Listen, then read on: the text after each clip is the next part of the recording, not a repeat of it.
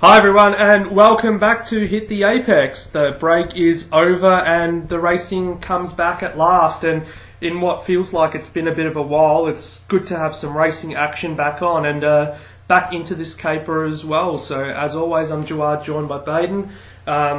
Second half of the season is here finally, and we start off with the beautiful and scenic Spa circuit for the Belgian Grand Prix. Yes, great to be back and great to see the rain back and giving Mercedes the leg up just as we did entering the summer break. It's as though nothing's changed. Not at all. As we would have seen qualifying last night, Mercedes taking advantage of the wet conditions to take pole position, of course, ahead of Ferrari. But, as we capped in our mid-season special, 24-point gap between Lewis Hamilton and Sebastian Vettel, 5 wins to 4 between the two as well, and I guess the onus, as we said last time, squarely on Ferrari and Sebastian Vettel to make a statement in the second half of the year, given that in previous seasons this is where it's sort of their championship challenge sort of just peters away. So, looking at how they've matched up here in the past, Seb's won 2 races in Spa, 2011, 2013 for Red Bull, and Hamilton's had 3 wins, and of course I think the past 2 years he's won here, and now 5 pole positions as well in total for Lewis Hamilton at Spa. So going to be a difficult one, but what Ferrari have shown this year is that they can come to a Mercedes stronghold, that's the word I'm looking for. Already we're screwing this up. Okay, they can come to a Mercedes stronghold and win races like they did in Canada and at Silverstone. So, given that in the dry conditions Ferrari were really strong in the early part of the weekend, can we expect them to get the leg up during the race later today? Well, it's easier said than done, based on, excuse the cynicism, but the way the last few races have petered out, it doesn't matter how dominant Ferrari is for the greater portion of proceedings, it always seems that the downpour strikes at the most inopportune moment, and it doesn't matter if Vettel might get a good jump off the line starting P2 there. He's very much looking strong if there's a clear forecast for this evening, but I wouldn't rule out again more really butchery and Mercedes romping away if rain does strike. It just seems as though Hamilton's really capitalised on those variable conditions of late, and the next weekend, really, this time next week, if Mercedes wins one or both, then it's going to be really hard suddenly to see, for all the talk of Ferrari having the better package, they've just not been able to make it work. And I guess, again, Mercedes, you'll have to credit them if they do. Maybe they haven't got, for the first time since 2014,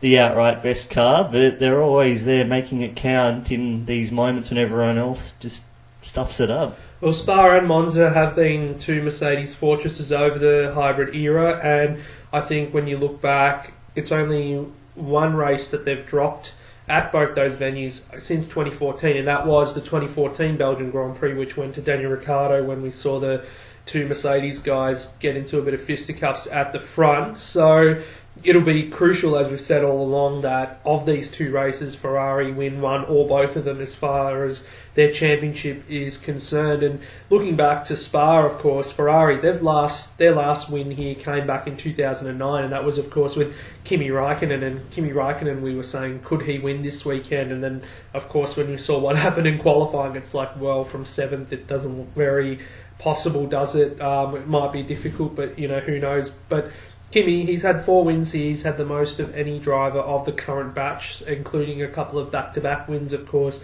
when he was in the Ferrari. So, let's not rule it out entirely, but it is pretty unlikely. It's not going to happen. We've just pretty much gone from start of the year, he'll never win another race for Ferrari, to when will it happen, to, he couldn't make this stuff up. Pretty much he's looking like the man to beat until midway through Q3, out of fuel. It's hard not to be a bit jilted about it all at this point. Oh, well, as always, we're not even 10 minutes in and we're already expressing the cynicism again. But, I guess it's the numbers are there in his favour. He likes the circuit. He was getting those laps together, but then just, it all fell away for him at the end of the Q3. So could a podium be on the hands, perhaps? You'd hope so. As far P3, clearly. As far as helping, P3, and he's done a run of podiums as well. I think he's chasing a 6th consecutive podium this season too. So he's been pretty reliable, has Kimi.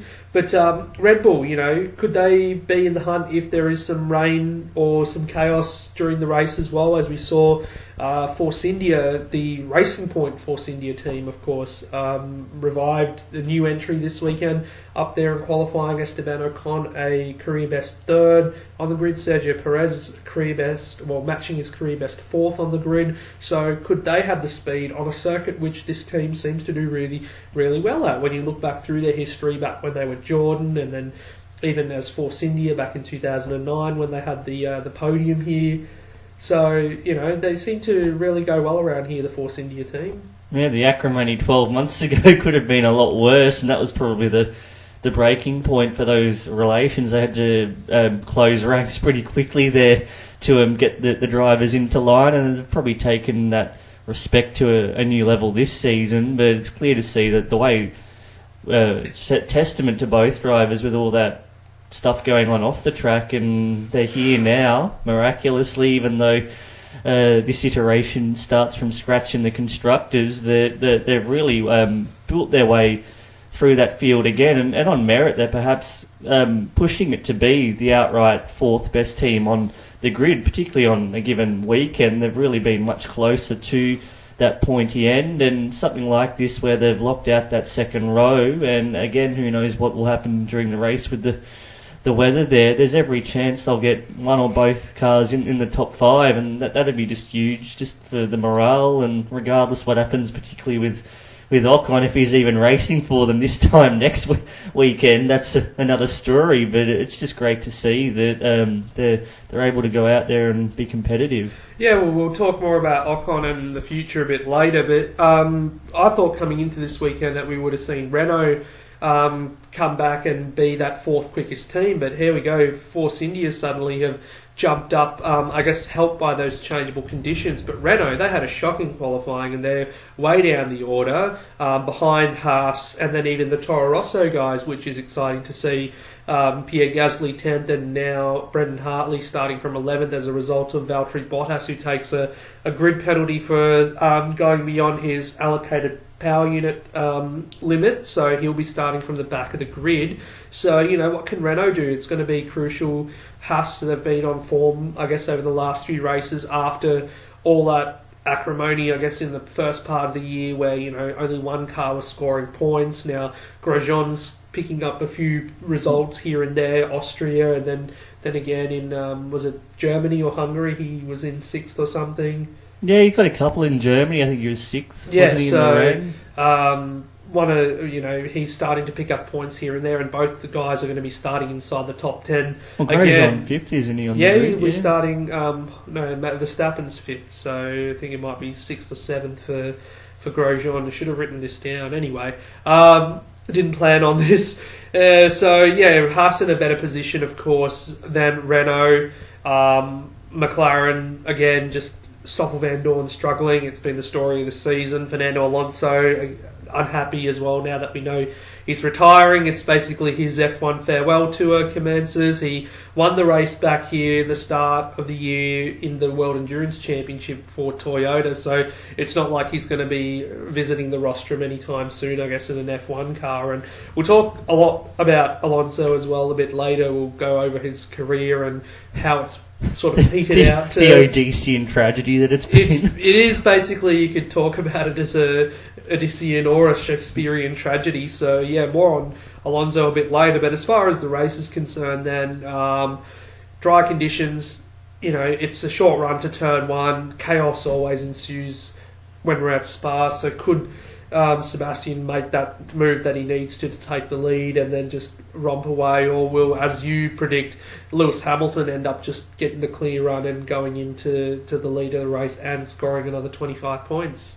Oh, Vettel's got a lot more going in his favour than Hungary, where he was clearly the driver of the race there, just being held up behind the notional wingman and all that brought about after the summer break commenced. But you can see that if you can get a good start, then it's really down to what the elements do. But they just need to bank it, no matter how ugly it might be. It's just crucial for momentum that he really reasserts that dominance Ferrari has on paper. And for Hamilton, he's probably got nothing to lose there, and he's really always had a good record at Belgium. He'll know if the rain's there, he'll be very confident, and you just hope that for the rest of them, like the Force Indies particularly, that they're unscathed. You saw what happened in Sauber maybe 2012 when they had a great qualifying and it was destroyed by the antics on the first lap. You can only hope a similar fate doesn't befall Force India. Yeah, you don't want anyone getting Maldonado'd off the start, of course. But going back to what you just said about wingmen, Valtteri Bottas, the wingman, unfortunately not at the front of the grid where he should be. You reckon, I just had this thought then, that what if there's a bit of a conversation between Toto Wolff and Esteban Ocon pre-race and saying, well, you know, if you can be our wingman today, you know, that we could try and get you a seat somewhere. Well, we'll just kick out Bottas now. It's Yeah. like, oh, you might be the driver of the season, but you're gone because we're ruthless. Yeah, so, you know, what if Lewis Hamilton gets Ocon to be his wingman for the race? Because I guess they're a bit exposed, both guys. It's, you know, you don't want external trouble or external forces coming into it, but the way that, you know, we saw it in Hungary as well, as you said, that Bottas basically holding up Vettel when he was making his charge back towards the front. So, you know, could there be some kind of tactics there between Mercedes and Force India? We hope not. We want to see a straight fight between the Ferrari and the Mercedes, but, you know, it's hard not to have that in the back of your mind, considering this is F1 and there is a lot of dastardly tactical stuff that they get up to. Yeah, when it reaches this pointy end of the season, all bets are off essentially, and you can't blame them for deploying, I guess, drivers who might be in another race suit, particularly the delicate position Ocon finds himself in. He might just be a little malleable if his livelihood in F1's on the line. Exactly, so hopefully we have an exciting race to view this evening. Can't say that I'm too excited about the late start, as we've been moaning on about all season, but, you know, there's probably only a few of them to go as far as 2018 is concerned, so we'll just have to brave it out. Let's go into the digest really quickly as well, just looking over at what's going on elsewhere in the world of motorsport too. So Alonso was back in action last weekend at Silverstone. He had the 6-hour race there, and he did win, but we saw that win taken away with a technical infringement, seeing both Toyotas stripped of their 1-2 finish, and of course, you know, just more drama, I guess, in the whole WEC at the moment with LMP1, where, you know, despite the fact that they've tried to balance the performance, you know, the hybrid cars still just dominate the rest of the field, so let's just kick him out of the race because of a floor deflection or something like that. Yeah, it's probably not been a great look for WEC. It was always going to be tough with all of that exodus on the manufacturer front, but it's starting to bear the true cost now that the season's moving on, and we've got that unique, I guess, summer-winter season over 2 calendar years where there's a lot that could go down, and I guess that, again, that the following season's also going to follow that structure, whilst the long-term future of WEC as well. You see Ford and Ferrari removing themselves from the equation with the future regs, so they've got a bit of a funk they've got to get their own future out of, let alone Formula One, with all the talk about will they or won't they move on to a new set of regs in 2021. Who knows the same about WEC? It's just maintaining the status quo, I guess. But yeah, it's an interesting topic to talk about next time. But as far as that race was concerned, there was plenty of chaos everywhere, and even in the GT categories as well. Quick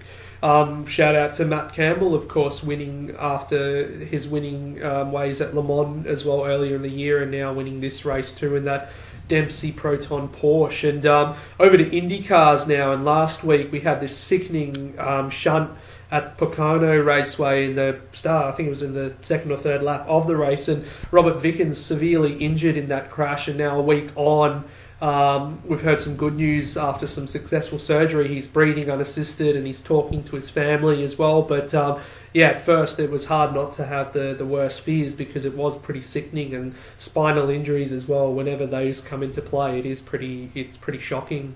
Yeah, at this stage, pretty uncertain, and can understand they're going to keep it pretty closely guarded, but it's probably going to take a few weeks and months for that full extent to come to light. But the main thing is that it seems as though he's out of the immediate danger front there. If the gravity, indeed that recent update showing that he had been breathing with assistance, that that wasn't really out there initially. So it does show you how critical it was for a while there, and just a reminder of IndyCar, particularly in ovals, that it can bite you really badly. And that debate about halos and the catch fencing and the antiquated nature of perhaps that style, whether it's had its day, but clearly you can see that they put it all on the line, and you've got to take your hat off as well to those drivers that they go out there each time and risk it all, and it just shows you there's something about the spectacle that it's truly captivating. But at the same moment, whether they're going to have their own time to pause and think about what they're going to do to make improvements as F1 has done. Well, I guess the big thing to take away from it was the fact that the current chassis is being hailed as probably being the best yet. They're saying that 10 years ago, if something like this had happened, then certainly it would have resulted in the worst possible outcome. But the chassis on its own, pretty strong. But yeah, the whole head protection thing. And now we saw this week here in Australia, a new open wheel category launched in the Super 5000, and that chassis has been launched with the Halo head protection device, which, of course, the junior formulas in Europe are using, of course, Formula One this year, controversially and whatnot. And, after how many races now, 12 races into the championship, we don't really pay attention to the Halo much at all, and it is doing its job. It's done its job in the junior category, so perhaps IndyCar, it's time for them to embrace something like that as well. But we're not complete experts in that category, so perhaps we can't speak for what the benefits and the aero and all that sort of stuff is involved, but hopefully in the future they do explore some kind of head protection. Yeah, I think between seeing the benefits Formula One's already had, there's been a few close calls, you could say, and it's certainly already been justified in that sense alone through some of those lower categories. There's been some very hairy moments, and for IndyCar alone, just the spectacle of the racing, it's been on the rise in recent seasons, so it's definitely headed in the right direction since reaching that low point really in the 2000s, and then you consider as well Fernando Alonso's future, whether he'll be deterred at all by those events last weekend. You'd hope not, and you just think the profile, though, it will survive this, and as long as they can learn from it, and whatever happens with Robert Wickens, whether he's ever back in a cockpit or not, that his own well-being is something that's addressed first of all, and sure, that recovery process just take as long as he needs to get himself right, and see him in the paddock one day in whichever capacity in the future. It'll be a great one. Yeah, having a stellar rookie season was Wickens up until that crash, of course. But let's move it on then into the first of a couple of discussions we're going to have after our mid-season special. Of course, it was inevitable that we would have a flurry of silly season news and driver movement and everything. And I guess the big thing we're going to talk about is, as we alluded to before, the tragedy that is Fernando Alonso's Formula One career. And I guess, it sort of didn't come as too much of a surprise when the announcement was made that he would be stepping away at the end of this season from Formula One. It's unknown what he's going to do next year at this stage. But, given the last few years and how they've sort of just fizzled away with another ill-fated career move going back to McLaren in 2015, a driver who's boasted 300-plus starts, 32 wins, 22 poles, 17 seasons, and only yielding 2 titles, it's, it has to be looked at as a bit of a tragedy, because ultimately most people are going to remember Alonso for the titles that he's missed out on rather than the 2 that he won with Renault. And when you look at 2007 with McLaren and then 2010 and 2012 with Ferrari, there's 3 titles right there that, you combine the points that he lost out by, it's not even double digits, it's 8 points across those 3 seasons that he lost 3 titles with. So, this is what we're going to be remembering Alonso for ultimately. And then there's the hypotheticals that he might have the acrimony at McLaren in 07, might have had a chance again in 08 had he moved to Red Bull instead of returning to Renault in 08 or 09, goes to Red Bull there, and he probably would have had the chance to have done what Vettel did and won multiple titles and had he remained at Ferrari beyond 2014, he might have been where Vettel is now. So he could have had 7 or 8 titles. Instead, he's only got the 2. But it's really all wishful thinking to debate where he could have been. But it just shows you that it feels like a completely different generation when he did win those titles. And when you look at the drivers that have come and gone and the fans since then, very few of them will remember. Really, it's a great shame that unlike those who go out probably on top, Alonso, he's just really fizzled away, particularly since probably 2013 was the last time you can say that he was at the thick of it, and it's just been something to forget ever since then. Yeah, I guess, and this is where the criticisms sort of come into describing his career, where, you know, he, whilst being one of the most fiercest wheel-to-wheel racers as we've seen over the years, he's hardly been a team builder, and I guess, you know, public pressure that he mounts on certain parties and just his presence alone can be a bit toxic, they say, as well. And, you know, 2007 probably the best example there with McLaren, and, you know, being rattled by Lewis Hamilton, a rookie at the time, and, you know, thinking that this would be his team to dominate, but, you know, Hamilton comes in and shows him up basically. But then, you know, Ferrari as well, you know, Sebastian Vettel was the hot thing at the time, and Alonso just putting the pressure on Ferrari to perform, and Ferrari just kept cracking. And by the time 2014 rolled around, and this is where I guess this hypothetical sort of doesn't really work out ultimately, is that, you know, if he stayed beyond Ferrari 2014, I think if he had stayed, they would have gotten worse. It's about, you know, the fact that he's gone and the previous management had departed as well, that, you know, Ferrari were able to get a breath of fresh air and change where they're at. And now, 4 years later, that we see them in championship contention at last. So I guess, yeah, just the pressure that Alonso brings with him perhaps has corrupted a few teams as well along the way. And let's look at 2015 to 2017 with the public pressure on Honda. I mean, not the best image, of course, and you know, Honda may not have been doing such a bad job, but just the way that Alonso made those public portrayals probably made it a lot worse than it was.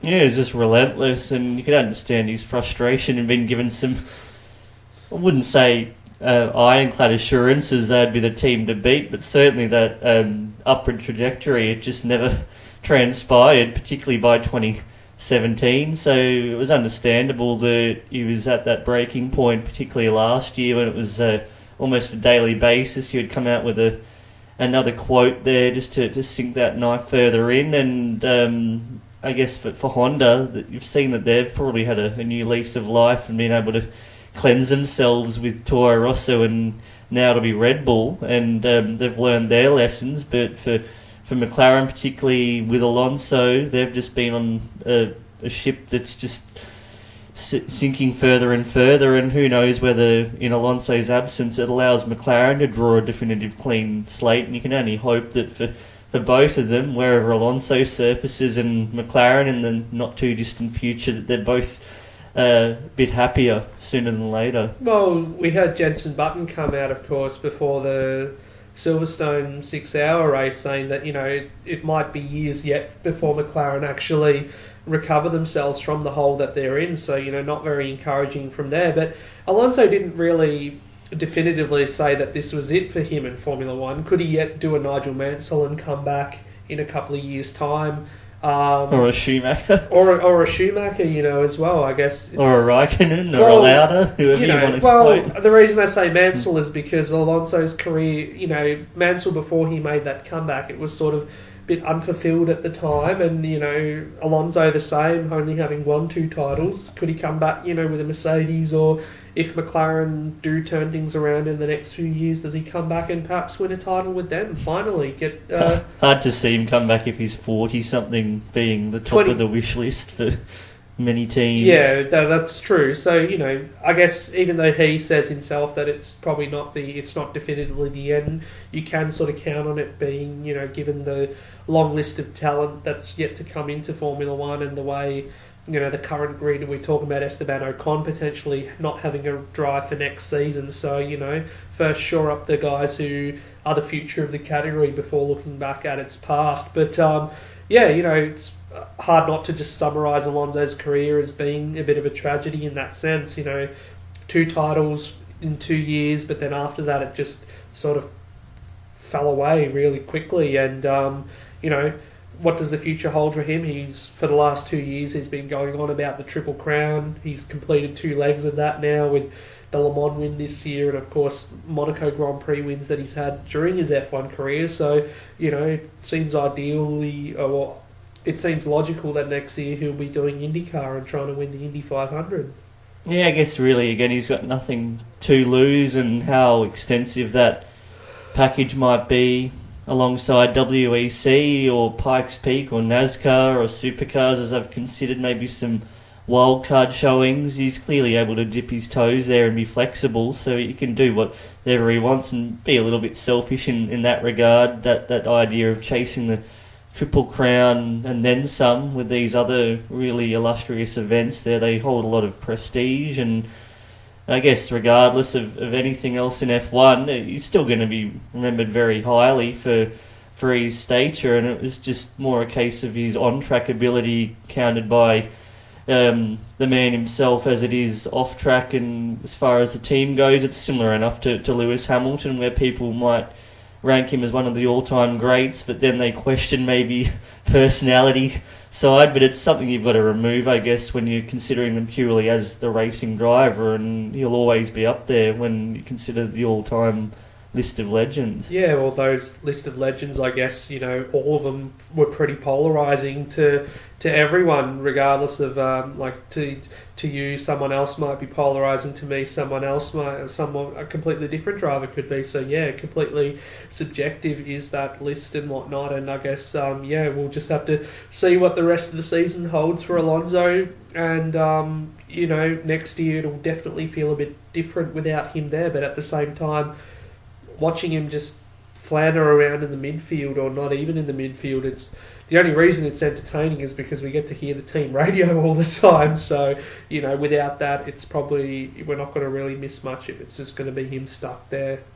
Oh, at this point, as far as from what he had to gain, I think it's something that you can see for him. As long as he gets satisfaction out of whatever he's driving, it's better than continuing to languish instead of the good memories, which would have been nice for him to finish on, but it just shows that's not the way it works out sometimes. And basically whatever he is going to do next year, it's only going to attract an audience to that side of the world as well. So if he goes over to do IndyCar, I'm sure IndyCar will get a boost in its audience as well, given that, when he went to the Indy 500, there was a lot of people tuned in just to see how Alonso went. So, IndyCar might get a boost in popularity, not that it already isn't quite popular anyway worldwide, but yeah, just the Alonso fans will definitely be tuning in.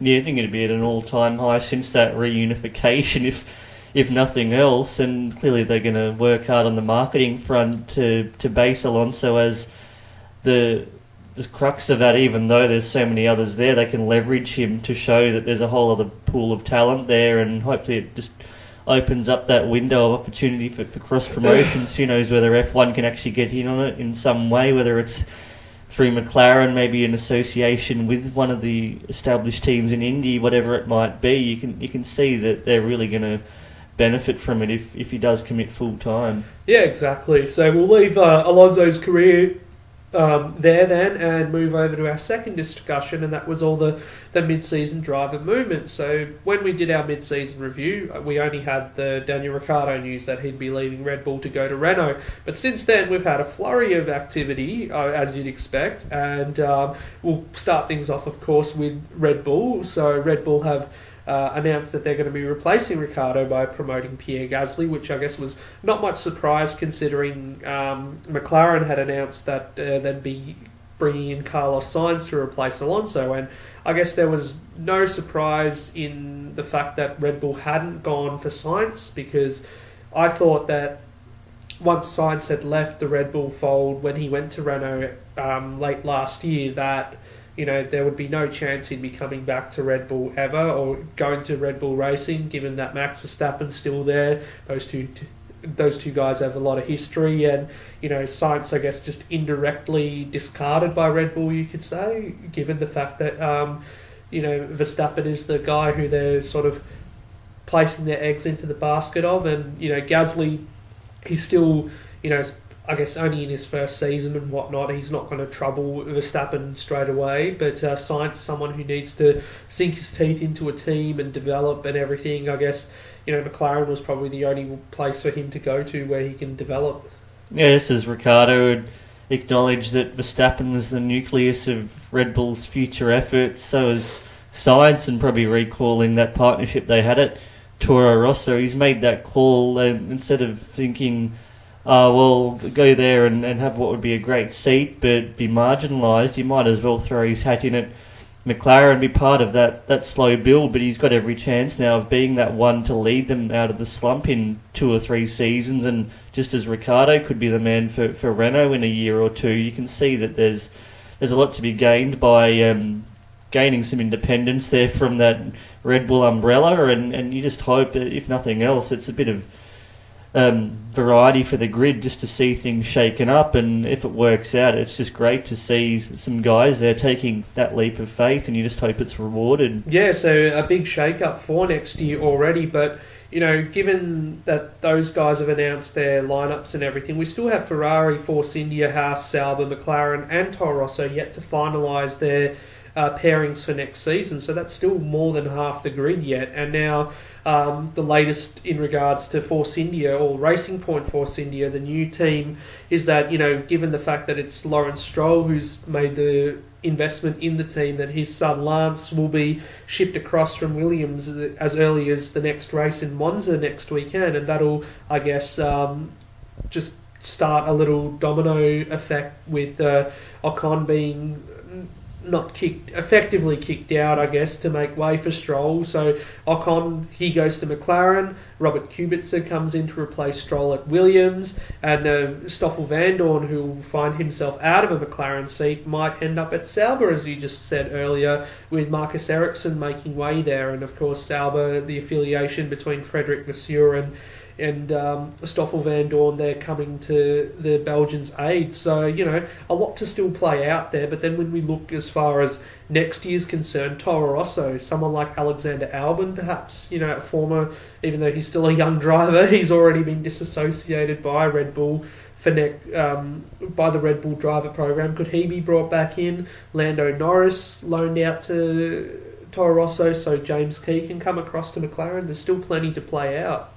Yeah, and who knows, even for Norris, there's a chance yet he could end up at McLaren, despite his own sentiments. The fact he's getting this free practice running, and he'll again next weekend at Italy, so perhaps McLaren's just considering all its options, and at least if he doesn't end up at McLaren, then the chances are you'll find maybe a seat at Toro Rosso if he doesn't do that further season, which Norris has talked about of development. But it's clear that he's going to be very much part of McLaren's future. It's just whether it will be immediately or 2020 and beyond. But for Toro Rosso, you'd hope that, just like Hartley, that they saw that he was probably the right man for the moment. But Albon, as far as where he's at, and in terms of direct lineage from F2, that he's worthy of a chance, and you just hope that they're happy to give someone a go. And you can see that for Gasly, he's probably the interesting one out of it all. You just hope that he emerges and doesn't find himself put on the scrap heap as a certain Danny Kvyat was when he was rushed through the ranks too quickly. But you can just see that at the same time, anyone who is involved with Red Bull, they're probably going to be a bit sceptical regardless, but they're going to jump at a chance if a seat does come knocking. Well, I guess with Gasly as well, one positive thing to think about is that given the fact that he's had a year of driving with that Honda power unit under his belt, his knowledge could be pretty crucial when he comes over to Red Bull next year. So perhaps he might not be in the same position as Kvyat was, but again, as I was saying off air, so fickle is Red Bull that, McLaren got, I guess, blasted for their treatment of Honda. There was no different between what McLaren did with Honda than Red Bull did with Renault. So if Honda don't hit the ground running next year? You know, could we be in for the same story basically? But instead, it's Red Bull with Honda this time. So you know, that's one thing to look out for. And I think, you know, the worst case scenario is that it's going to be a status quo. Yeah, I think you can see that as far as Honda, Red Bull, they've clearly done it the right way at least, and probably been able to look from afar over the last few years to make the right moves. And you hope with Gasly there that he's able just to be given a crack in his own regard with Verstappen, who's clearly going to be the de facto leader for the time being, but he's got to be given every chance. And for Toro Rosso, then you look at them, they've probably served their own role, but you do wonder in the long term about its purpose perhaps in the sport. It's going to come up for questions, I think, every season, and who knows beyond 2020 where that might lie, but that's something to debate another time. Yeah, exactly. When the Concord Agreement is up for grabs, at least that is still going to happen in 2020 and 2021 if the rules do not change, as has been talked about recently anyway. So yeah, I guess a lot to play out over the next few weeks, of course, and then the final European round of this championship next weekend in Monza. But before then, we've got Spa on this to enjoy this evening, and then we'll come back, talk about what happened in the race, and preview the Italian Grand Prix as well for next time. So we'll leave it at that for this week anyway. It's good to be back, of course, just excited about a race. Then we'll, I guess, talk about supercars as well over here at the Bend, and MotoGP and everything else that's in between for next week.